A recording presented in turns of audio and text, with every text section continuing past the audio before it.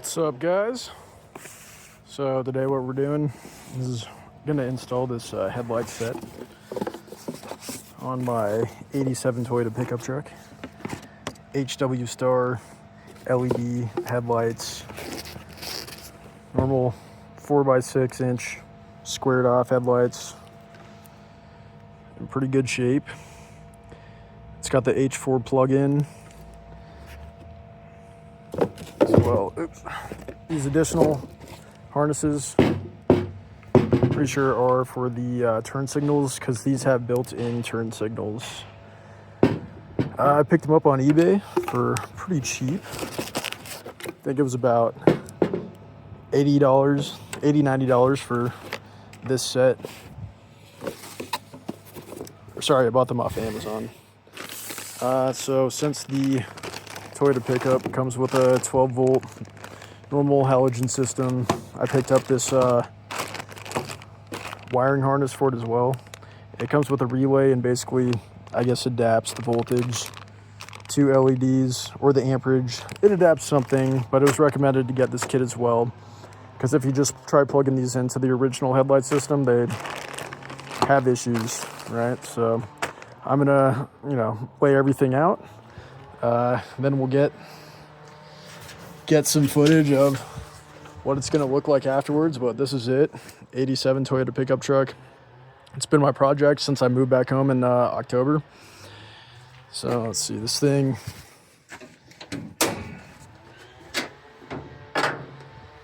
got the 22R carbureted. It's got the 32-36 Weber. Has a pace setter header with the 2-inch exhaust that goes all the way back. I detailed up the engine bay a little bit. I bought this truck when I was 18 and kind of beat the shit out of it, and now I'm trying to go back through and unmess everything up, trying to make it pretty again, just get it roadworthy so I can turn it into like an overlanding rig and go camping, right? So yeah, what we're gonna do is take off the grill. I'm gonna pop these off, and then I'll show you what's going on. All right, guys, so we got the two original headlights out. Got the whole headlight housing out. I snagged one of these new headlights just to make sure they were gonna fit in this housing, and they do. So like I said, I'll drop the link for these off Amazon in the description. But yeah, they are a 7.91 by 5.65 inch, and then 4.11 inch deep. Anyway, that's the brand. So I'll put a description down for that.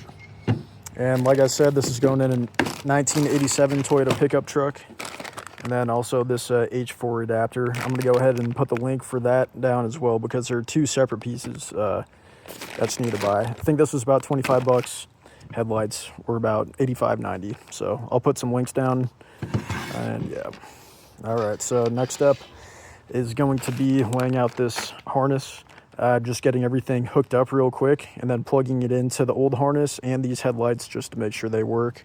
And then from there, it's just tucking everything else away. So after I get this plugged up, these plugged up, I'll take another video showing them working, hopefully. So yep. All right, guys, so one thing I failed to mention, for the reason behind the headlight harness, is because if you just try plugging in these LED headlights, I'm going to show you right now that they just don't work right. So we got key turned, ignition on. We got, one, two, headlights should be on, right? So I have these plugged in just to the normal wiring harness right here. And as you can see, they don't work, right? This one plugged into the OEM harness as well, right? This is just my little extension, because it was a pain in the ass of how short these were. One that's sitting in here to, plug them in and unplug them, whatever. Anyway, yeah, so that is the reason behind the headlight harness for the H4 bulbs. So anyway, I was just showing you that. As I was putting this together, I was like, maybe I'll just try, putting the headlight in without this harness first to see if it works, and it does not work. So Hopefully after we get this, you know, just quick retrofit it in, it will work. So I will keep you posted. All right, guys. So as you can see, the headlights now work pretty bright. And these should just be the low beams. So if I go high beams also work, so that's nice. My old headlights, both the low beams worked, but one of the high beams on the passenger side stopped working. So anyway, I wanted to get new headlights for it anyway because those were halogens and these LEDs seem a lot brighter. All right, so yeah, pretty much, like I said, just a really down and dirty wire up. So positive for this wiring harness, bolted on there. For the passenger side headlight, you have one ground there.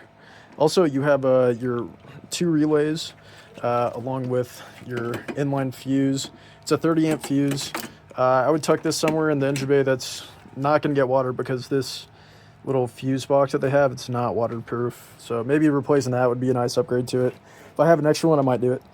So, okay, this headlight harness only has one plug that goes into your factory wiring harness, because you have 2 of these, right? One for your passenger side and then one for your driver's side.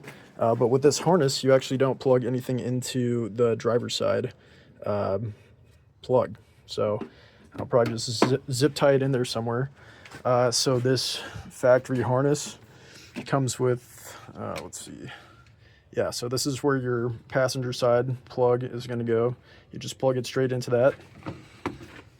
Off of the headlights, these are for the LED turn signals. I just haven't wired them up yet. I'll probably do that once I get these installed back in the housing. And then on the passenger or driver side, it's the same thing. So the orange is just off of the wiring harness. And yeah, so yeah, that took like 5 seconds to do. Putting everything back together shouldn't be too hard, so everything seems to be working, and these LEDs are pretty freaking bright, so it's looking good. All right, guys, so let me show you how I got this wiring harness sitting in here. So just, let's see, screwed in some self-tapping screws for the relay to sit right next to the battery, so won't be super visible or accessible once the battery's in there, but that's all right. And then let's see, for the inline fuse, it's not zip tied in at all, but I just got the fuse. It's going to be sitting under the fuse box, and then the hot is just going to come up and around and sit on the positive battery terminal, obviously. And then we got the let's see, so these are all just sticking out the front right now, but these are going to get plugged into each other and then zip tied back in here somewhere. And then this is going to get attached to the back of the passenger side headlight, and this will get screwed back down. Then for the driver's side, I just have the harness zip tied along under here. I will clip these. I'm just showing you really quick how I've got it set up. Then I got this with enough room to get back and around to get zip or whatever plug into the back. And I've got my old harness. I got the front all taped off, so if water does get in the engine bay, it won't get in there and maybe short something else out. I don't know. And then zip tied that off. Some Scotch-Brite and sandpaper got me a cleanish ground there. And I'm going to do the same on this side for the ground. So that's kind of how I have it ran for now. But yeah, so far looking good. Pretty easy. All right, guys. Well, we got it all finished up. These are the low beams on. Have one zip tie holding the grill on. Oops.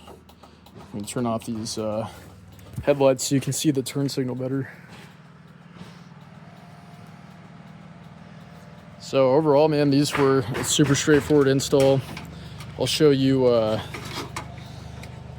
the pigtail off the back of the headlight has these extra 2 plugs, right? So this yellow one is just going to be for your turn signal. So I just ran a wire through engine bay. Out here, I've got my factory turn signal wires right here. It was a positive and a negative. With these headlights, you don't need to do anything with the negative. So I just cut off the exposed part, just gonna tuck it in here. Professional. This white wire, this would be for your running lights.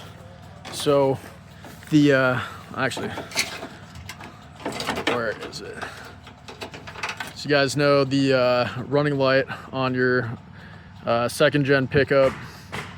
This is the wiring harness for that. So if you didn't want to use these, you could just run a hot wire to that white wire and attach it to the hot on here, and then yeah, these would just be for show, right? But either way, I like the look of them. I'm gonna keep them. I'm gonna keep these running lights their own separate things. I think it's a classic Toyota look, dude. But these turn signals look pretty damn cool in my opinion. This thing was like super straightforward to install. Just, you know, I got the 30 amp fuse sitting under my fuse box. Like I was saying earlier, the one thing that I would complain about this wiring harness is just that this isn't like, you know, a watertight fuse box, inline fuse box, but I really don't think that's a big deal. Like, you could go buy one for a couple bucks and just install it instead of this, which I might do in the future. But this headlight harness was only like 25 bucks off Amazon, so I think it definitely did its job well.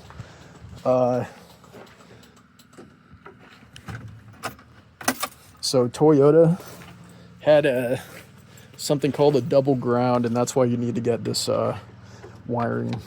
this headlight wiring harness. It, I guess, mitigates whatever issue that it had in the first place with the double ground. I can't explain it too well. I didn't look into it that much, but anyway, that maybe took an hour or two to install. Headlights and wiring harness. I think it looks really good. You can't even tell it's there. And I think these are going to look a lot better than the halogens at night. I'll post the links for both the headlight and the harness in the description. All right, guys, here's a video of turning on the lights at night in high beams. Pretty damn bright.